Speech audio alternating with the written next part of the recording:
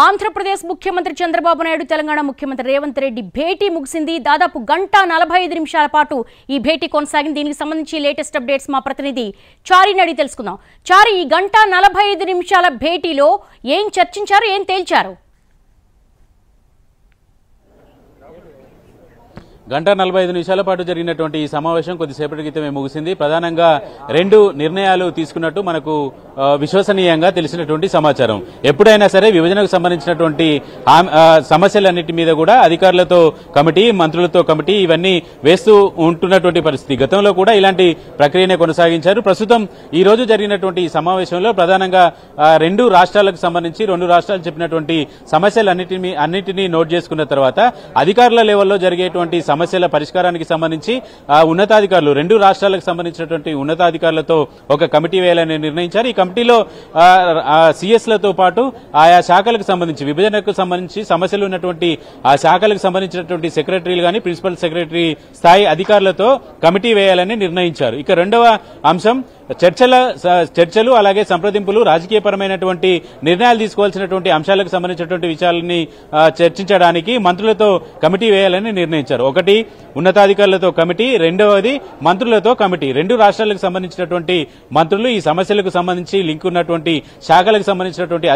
మంత్రులతో కమిటీ వేయాలని నిర్ణయించారు. తెలంగాణ నుంచి శ్రీధర్ బాబు అలాగే పొన్నం ప్రభాకర్ ని ఈ మంత్రుల కమిటీకి ప్రపోజ్ చేసినట్టు తెలుస్తుంది. ఈ ఇద్దరి పేరు మంత్రుల కమిటీలో ఉండేటువంటి అవకాశం ఉంది. మరి కాసేపట్లో ఇద్దరు ముఖ్యమంత్రుల సమావేశం ముగిసిన తర్వాత మీడియాతో మాట్లాడతారనేటువంటి సమాచారం అయితే ఉంది. ఇప్పటి వరకు కన్ఫర్మేషన్ లేదు. దానికి సంబంధించి ఏర్పాట్లన్నీ కూడా జరుగుతున్నాయి. గంటన్నర పాటు జరిగినటువంటి ఈ సమావేశంలో రెండు రాష్ట్రాలకు సంబంధించినటువంటి సమస్యలు, ఏ సమస్యలు తెలంగాణ నుంచి ఉన్నాయి, ఏ సమస్యలు ఆంధ్రప్రదేశ్ నుంచి ఉన్నాయనేటువంటి దానికి సంబంధించినటువంటి అంశాలన్నింటినీ కూడా కూలంకషంగా చర్చించారు. అధికారుల లెవెల్లో జరిగేటువంటి సమస్యలన్నింటికి కూడా ఓ కమిటీ వేశారు. మంత్రుల స్థాయిలో చర్చించాల్సినటువంటి అంశాలు, రెండు రాష్ట్రాలకు సంబంధించినటువంటి విధానపరమైనటువంటి నిర్ణయాలు తీసుకునేటువంటి అంశాలన్నిటికీ పరిష్కరించేందుకు మంత్రులతో కూడా కమిటీ వేసినట్టు తెలుస్తోంది. అంటే ఇరు రాష్ట్రాల సీఎంలు ఏమైనా మీడియా ముందుకు వచ్చే అవకాశం ఉందా, లేకపోతే శ్రీధర్ బాబు అడ్రస్ చేస్తారా మీడియాను? రైట్, ఇప్పటి వరకు మనకు ఉన్నటువంటి సమాచారం ప్రకారం రెండు రాష్ట్రాలకు సంబంధించినటువంటి ముఖ్యమంత్రులు మొదటిసారి తెలంగాణ సీఎం రేవంత్ రెడ్డి, ఏపీ ముఖ్యమంత్రి చంద్రబాబు నాయుడు భేటీ అయ్యారు కాబట్టి ఇద్దరు కూడా మీడియాని ఉద్దేశించి మాట్లాడతారనేటువంటి సమాచారం అయితే అందుతుంది. అయితే ఇప్పటి వరకు ఉన్నటువంటి సమాచారం అది ఇద్దరు ముఖ్యమంత్రులు మీడియాని అడ్రస్ చేస్తారని, ఒకవేళ ఆఖరి నిమిషంలో రెండు రాష్ట్రాలకు సంబంధించినటువంటి మంత్రులు కలిసి బ్రీఫింగ్ చేస్తారనేటువంటి చర్చ కూడా ఉంది. అయితే మరి కాసేపట్లో దీనికి సంబంధించి క్లారిటీ వచ్చేటువంటి అవకాశం ఉంది. మీడియా సమావేశానికి సంబంధించినటువంటి ఏర్పాట్లన్నీ కూడా తెలంగాణ ప్రభుత్వం ప్రజాభవన్లో ఏర్పాటు చేసింది. రెండు రాష్ట్రాలకు సంబంధించినటువంటి సమస్యలు, అలాగే ఇటీవల జరిగినటువంటి ఎన్నికలకు సంబంధించి జరిగినటువంటి రాజకీయ పరిణామాలు, ఇలాంటి అంశాలన్నీ కూడా చర్చ చేసినట్టు తెలుస్తుంది. ఈ సమావేశంలో కేవలం ఉన్నతాధికారులు, ఆ సమావేశంకు వెళ్లాల్సినటువంటి మంత్రులను మాత్రమే ఈ సమావేశానికి అనుమతిచ్చారు కాబట్టి పూర్తి స్థాయిలో మరిన్ని కొంత సమాచారం రావాల్సి ఉంది. సమావేశం అయితే ముగిసింది. సమావేశానికి వచ్చినటువంటి అధికారులకి, మంత్రులకి అభినందిస్తూ బొకేలు అవి ఇచ్చేటువంటి లాస్ట్ స్టేజ్ లో ఆ మీటింగ్ ఉంది. మరి కాసేపట్లో ముఖ్యమంత్రులు కూడా సమావేశం నుంచి బయటికి రాబోతున్నారు. అంటే ఈ గంట 45 నిమిషాల్లో కోర్ పాయింట్స్ ఏంటి చారి? అంటే హైదరాబాద్ లో ఉన్న స్థిరాస్తులు ఏపీకి ఇవ్వడానికి నిరాకరించారు రేవంత్ రెడ్డి అని అంటున్నారు. కానీ బైఫర్కేషన్ యాక్ట్ లో ఉంది కదా. హైదరాబాద్ లో ఉన్నటువంటి స్థిరాస్తులకు సంబంధించి ఏ రాష్ట్రంలో ఉన్నటువంటి ఆస్తులు ఆ రాష్ట్రానికే వర్తిస్తాయి అనేది విభజన చట్టంలోని అంశము. ఉమ్మడి రాజధానిగా ఉన్నప్పుడు హైదరాబాద్ 10 ఏళ్లు ఉమ్మడి రాజధానిగా ఉన్నప్పుడు విభజనలో వచ్చినటువంటి భవనాలు కావచ్చు, విభజనలో ఉన్నటువంటి ఆస్తులకు సంబంధించినటువంటి వాటి మీద పూర్తి హక్కులు ఆ రాష్ట్రానికి ఉంటాయి కాబట్టి ఉమ్మడి రాష్ట్రం అనేది 10 ఏళ్లు ఉంటుంది చట్ట ప్రకారం. ఆ 10 ఏళ్ల గడువు కూడా పూర్తయినటువంటి నేపథ్యంలో హైదరాబాద్ లో ఉన్నటువంటి భవనాలు గాని ఆస్తులకు సంబంధించి ఎలాంటి హక్కు ఏపీ ప్రభుత్వానికి లేదు అనేదే తెలంగాణ ప్రభుత్వం యొక్క వాదన. ప్రస్తుతానికి హైదరాబాద్ లో ఉన్నటువంటి స్థిరాస్తులకు సంబంధించినటువంటి విషయంలో మాత్రం ఎలాంటి రాజీ పడేది ఆలోచనలో తెలంగాణ ప్రభుత్వం లేదు. అలాగని ఉమ్మడి రాజధానిగా ముగిసిన గడువు కూడా ముగిసినటువంటి నేపథ్యంలో తిరిగి మళ్లీ అడిగేటువంటి అవకాశం అయితే కనిపించదు. అంటే చారి ఇప్పుడు ప్రస్తుతం 1:45 నిమిషాల పాటు చర్చించారు. దానికి సంబంధించి ఉన్నతాధికారులతో కమిటీని వేశారు, మంత్రులతో ఒక కమిటీని వేశారు. ఈ కమిటీనే చూసుకుంటుందా? ఇంకా ఈ పంపకాలకు సంబంధించి మళ్ళీ సీఎంల భేటీ ఉండే అవకాశం ఉంటుందా? అంటే ప్రధానంగా రెండు రాష్ట్రాలకు సంబంధించినటువంటి ముఖ్యమంత్రులు భేటీ సందర్భంగా కీలకమైనటువంటి అంశాలన్నింటినీ కూడా ప్రస్తావించడం అనేది ఒక ఎజెండా. ఈ అంశాలన్నింటినీ కూడా ఈ రెండు రాష్ట్రాలకు సంబంధించినటువంటి కేబినెట్ లో కీలకంగా ఉన్నటువంటి మంత్రులు కూడా ఈ సమావేశానికి వచ్చినటువంటి నేపథ్యంలో మొదటి సమావేశంలో ముఖ్యమంత్రుల స్థాయిలో ముఖ్యమంత్రులు సమావేశమవుతారు. ఆ తర్వాత జరిగేటువంటి సమావేశాలకు పూర్తి స్థాయిలో మళ్లీ ముఖ్యమంత్రులు వచ్చేటువంటి వీలు ఉండదు. కాబట్టి మంత్రులు అలాగే అధికారుల స్థాయిలో కమిటీ వేయాలనేటువంటి ఆలోచనతో రెండు ప్రభుత్వాలు వచ్చినట్టు తెలిసింది. దాంట్లో భాగంగానే ఈ రెండు కమిటీలను వేశారు. అయితే ఈ రెండు కమిటీలలో కూడా ఉన్నత స్థాయి అధికారులు ఉంటారు కాబట్టి ఆ స్థాయిలో సమస్యలు పరిష్కరించేటువంటివే ఎక్కువగా ఉంటాయి. ఉదాహరణకు షెడ్యూల్ 9, 10 లో ఉన్నటువంటి సంస్థలకు సంబంధించినటువంటి అప్పులు కావచ్చు, ఆ విభజనకు సంబంధించినటువంటి అంశాలు కావచ్చు, కోర్టులో ఉన్నటువంటి లిటిగేషన్లు కావచ్చు, ఇవన్నీ కూడా మంత్రులు ముఖ్యమంత్రుల స్థాయిలో సమావేశంలో నిర్ణయాలు అనేవి ఆ సమస్యకు పరిష్కారం అనేది వచ్చే పరిస్థితి ఉండదు.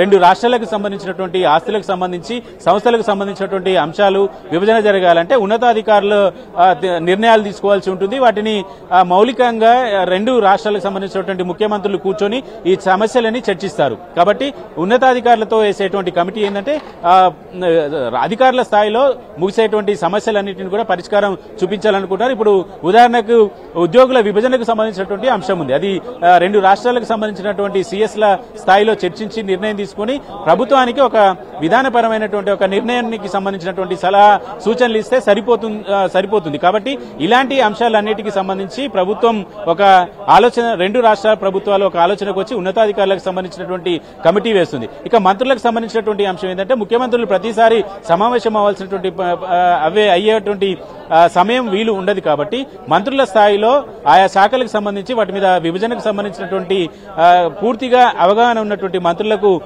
సమస్యల మీద అడ్రస్ చేసేటువంటి అవకాశాన్ని అడ్రస్ చేసేటువంటి వీలుగా మంత్రుల కమిటీని కూడా వేశారు.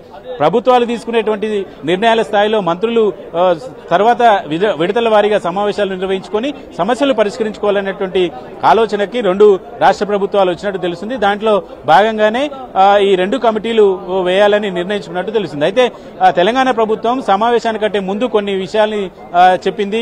టీటీడీకి సంబంధించినటువంటి అంశము, విద్యుత్ సంస్థలకు బాకీ ఉన్నటువంటి వాటన్నిటిని చెల్లించేటువంటి అంశము, కృష్ణపట్నంలో వాటా కావాలని, మచిలీపట్నం పోర్టులో వాటా కావాలని, ఇలాంటి అంశాలన్నింటినీ కూడా ప్రధానంగా తెర మీదకి తీసుకొచ్చింది. వీటి మీద ఏం చర్చ జరిగింది ఏంటి అనే దానికి సంబంధించినటువంటి చర్చ అయితే ఇంకా కొంత రావాల్సి ఉంటుంది. ప్రస్తుతం మనం సమావేశ మందిరం పక్కన ఉన్నాము. ఈ సమావేశానికి సంబంధించి ఇప్పటికీ రెండు రాష్ట్రాలకు సంబంధించినటువంటి ముఖ్యమంత్రుల భేటీ అయితే పూర్తయింది. అందుకు సంబంధించి వెహికల్స్ ని, కాన్వాయ్ ని కూడా సిద్ధం చేసినటువంటి పరిస్థితి కనబడుతుంది. ఓవరాల్ గా రెండు రాష్ట్రాలకు సంబంధించి ముఖ్యమంత్రుల మొదటి సమావేశంలో కొంత సమస్యల మీద చర్చించారు. సామరస్యంగా పరిష్కారం అయ్యేటువంటి అంశాలన్నిటికీ రెండు కమిటీలను అయితే వేసుకున్నారు. ఫర్దర్ గా ఎప్పుడు సమావేశం అవుతారు, ముఖ్యమంత్రులకు సంబంధించినటువంటి సమావేశం ఉంటుందా, మంత్రుల కమిటీ ఏపీ నుంచి ఎవరిని కమిటీ వేస్తారు, అధికారులకు సంబంధించి ఎంతమందితో కమిటీ వేస్తారనేది కొంత స్పష్టత అయితే రావాల్సి ఉంది. చారి, భేటీకి ముందు మీరు ఒక మెయిన్ పాయింట్ చెప్పారు. విద్యుత్ బకాయిలకు సంబంధించి 24,000 కోట్ల రూపాయలు బకాయి ఉంది, దాని మీద పట్టుబట్టే అవకాశం ఉంది. అలాగే ఆంధ్రప్రదేశ్ డిమాండ్ చేస్తుంది 7,000 కోట్లు బకాయి మాకున్నారని. సో ఈ రెండు అంశాలకు సంబంధించి వాళ్ళిద్దరి మధ్య ఎటువంటి డిస్కషన్ జరిగింది? బకాయిలకు సంబంధించినటువంటి విషయంలో రెండు రాష్ట్రాలకు సంబంధించి ఆర్థిక పరిస్థితి అంతంత మాత్రంగానే ఉంది. ఏపీలో 14 లక్షల కోట్ల అప్పు ఉందని ఇప్పుడు అధికారంలోకి వచ్చినటువంటి ప్రభుత్వం చెప్పింది. తెలంగాణలో 7 లక్షల కోట్ల అప్పు ఉందని ఈ ప్రభుత్వం కూడా చెప్పింది. కాబట్టి ఆర్థిక పరమైనటువంటి సమస్య రెండు రాష్ట్రాలకు ఉంది. ఒకేసారి ఏపీ ప్రభుత్వం 24,000 కోట్లు తెలంగాణ ప్రభుత్వానికి చెల్లించే పరిస్థితి ఉందా అనేది పెద్ద ప్రశ్న. కాబట్టి ఈ విద్యుత్ బకాయిలకు సంబంధించి, విద్యుత్ సంస్థలకు సంబంధించినటువంటి బకాయిలకు సంబంధించినటువంటి అంశంలో అధికారుల కమిటీకి ఈ చెల్లింపులకు సంబంధించినటువంటి విషయంలో చర్చించేటువంటి అవకాశం అయితే కనబడుతుంది. అధికారుల కమిటీకి దీన్ని సూచించేటువంటి అవకాశం ఉన్నట్టు తెలుస్తుంది. పూర్తి స్థాయిలో మరి కాసేపట్లో ఈ సమావేశంకి వెళ్ళినటువంటి మంత్రులు కావచ్చు, అధికారులు బయటికి వస్తే తప్ప అధికారికంగా ఏం నిర్ణయాలు తీసుకున్నారనేటువంటి స్పష్టత రాదు. కాబట్టి మరి కాసేపట్లోనే ఈ సమావేశానికి వచ్చినటువంటి మంత్రులు, అధికారుల కూడా బయటికి వచ్చేటువంటి అవకాశం ఉంది. పూర్తి సమాచారం అప్పుడు ఈ సమస్యలను అన్నిటి మీద చర్చ చేశారా, లేదంటే అధికారుల కమిటీకే ఈ బాధ్యతలను అప్పగించారా, ప్రైమరీగా రెండు రాష్ట్రాల ముఖ్యమంత్రులు రాజకీయ పరంగా ఎలాంటి విధాన నిర్ణయం తీసుకున్నారనేటువంటి స్పష్టత మరి కాసేపట్లో రావచ్చు. అంటే ఓవరాల్ గా మీరు ఈవినింగ్ నుంచి అక్కడ కవర్ చేస్తున్నారు కాబట్టి ఫస్ట్ స్టెప్ కొంతవరకు కూడా ఒక సానుకూలంగా సఫలమైందని అనుకోవచ్చా? సమావేశము 1:45 జరిగినటువంటి ఈ సమావేశంలో రెండు రాష్ట్రాలకు సంబంధించినటువంటి ముఖ్యమంత్రులు, రాజకీయ పరిస్థితులు, ఇటీవల జరిగినటువంటి ఎన్నికలకు సంబంధించినటువంటి అంశాలు, పరిపాలనకు సంబంధించినటువంటి రేవంత్ రెడ్డి తీసుకుంటున్నటువంటి నిర్ణయాలకు సంబంధించినటువంటి అంశాలు కావచ్చు, వీటన్ని ఇద్దరు ముఖ్యమంత్రులు, ఇద్దరు మంత్రుల మధ్య కూడా కొంత సరదా సంభాషణ జరిగిందని మనకున్నటువంటి సమాచారం. పూర్తి స్థాయిలో మన ఉదయం నుంచి తెలంగాణ ప్రభుత్వం ఏం డిమాండ్ చేయాలనుకుంటుంది అనే దానికి సంబంధించినటువంటి అంశాలన్నింటినీ కూడా ఆంధ్రప్రదేశ్ ఏం కోరుకుంటుంది అనే అంశాలన్నింటినీ కూడా తెలంగాణ ముఖ్యమంత్రికి ఒకరు షేర్ చేసుకున్న పరిస్థితి అయితే కనబడుతుంది. అయితే వీటి మీద ఎలాంటి నిర్ణయం తీసుకుంటారు, ఈ మొదటి సమావేశంలోనే నిర్ణయాలు తీసుకుని ఫైనల్ గా పరిష్కారానికి వచ్చేటువంటి పరిస్థితి ఉండదు. కాబట్టి ఈ కమిటీలు అనేవి సమస్యల పరిష్కారానికి కొనసాగింపుగా చర్యల్లో భాగంగానే కమిటీలు వేసినటువంటి పరిస్థితి అయితే కనబడుతోంది. అంటే 5 గ్రామాల విలీనానికి సంబంధించి తిరిగి తెలంగాణకి ఇవ్వడానికి కేంద్ర హోంశాఖకు లేఖ రాస్తామన్నారు. ఏ సందర్భంలో వచ్చింది?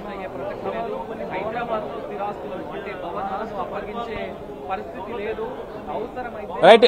ఖమ్మం జిల్లాకు సంబంధించి 7 మండలాలని రాష్ట్ర విభజన తర్వాత ఆర్డినెన్స్ తీసుకువచ్చినటువంటి నేపథ్యంలో వాటిని తెలంగాణ ప్రభుత్వం తప్పుపడుతుంది. 7 మండలాలకు సంబంధించినటువంటి ఏదైతే ఆంధ్రప్రదేశ్కి ఇచ్చారో పూర్తి స్థాయిలో ఆంధ్రప్రదేశ్ ప్రభుత్వం 7 మండలాలని కూడా వెనక్కి ఇవ్వాలనేటువంటి ప్రతిపాదన మాత్రం తెలంగాణ ప్రభుత్వం ఏపీ ముఖ్యమంత్రి ముందు పెట్టినటువంటి సందర్భం అయితే కనపడింది. అయితే దీనికి సంబంధించి పూర్తి స్థాయిలో కేంద్రం ఆర్డినెన్స్ తీసుకొచ్చి చేసినటువంటి నిర్ణయం కాబట్టి దీనిపై కేంద్ర ప్రభుత్వం యొక్క జోక్యము అవసరం ఉంటుంది, కేంద్రం యొక్క నిర్ణయం తీసుకోవాల్సి ఉంటుంది. కాబట్టి కేంద్ర ప్రభుత్వానికి లేఖ రాయాలనేటువంటి చర్చ అయితే జరిగింది. కానీ దాని మీద కేంద్ర ప్రభుత్వానికి లేఖ రాయడం వల్ల 7 మండలాలు వస్తాయా, లేదంటే 7 మండలాలు కావాలి అని ఆంధ్రప్రదేశ్ ముఖ్యమంత్రిగా ప్రమాణ స్వీకారం చేయడానికి కూడా అభ్యంతరం చెప్పినటువంటి చంద్రబాబు నాయుడు ఈ రోజు 7 మండలాలు కాదని చెప్పి వాటి మీద కేంద్రానికి లేఖ రాస్తామనేటువంటి ఆలోచన చేస్తారంటే అది కొంత చూడాల్సి ఉంటుంది. ఆ చర్చ ఏపీ నుంచి ఎలాంటి చర్చ జరిగింది అనేది. అయితే ప్రస్తుతానికి మనకు అందినటువంటి సమాచారం ప్రకారం 7 మండలాల్ని మాత్రం ఖచ్చితంగా తెలంగాణకి ఇవ్వాలంటుంది. కానీ పోలవరం ప్రాజెక్టు పూర్తి కావాలి అంటే పూర్తి స్థాయిలో ఆ 7 మండలాలు కావాలని డిమాండ్ చేసినటువంటి చంద్రబాబు నాయుడు ఈ 7 మండలాలు వెనక్కి ఇవ్వడానికి సంసిద్ధత వ్యక్తం చేస్తారా, లేదంటే దాంట్లో ఇప్పటికే ఈ గ్రామాలన్నింటినీ కూడా కొన్ని నీట మునిగినటువంటి నేపథ్యంలో మిగిలినటువంటి గ్రామాలనైనా సరే తమకు ఇవ్వాలని తెలంగాణ ప్రభుత్వం ఒక అడుగు వెనక్కి వేస్తుందా, ఇలాంటి అంశాలన్నీ కూడా ఇంకా చర్చ జరగాల్సి ఉంటుంది. కాబట్టి దానిపై ఇంకా కొంత స్పష్టత రావాల్సి ఉంది. ముఖ్యమంత్రుల సమావేశం నుంచి బయటికి వస్తే వాటి మీద మరింత స్పష్టత వచ్చేటువంటి అవకాశం ఉంది. Right Chari, thanks for the live updates. ఇరు రాష్ట్రాల సీఎంల భేటీ ముగిసింది. దాదాపు 1 గంట 45 నిమిషాల పాటు రెండు రాష్ట్రాలకు సంబంధించినటువంటి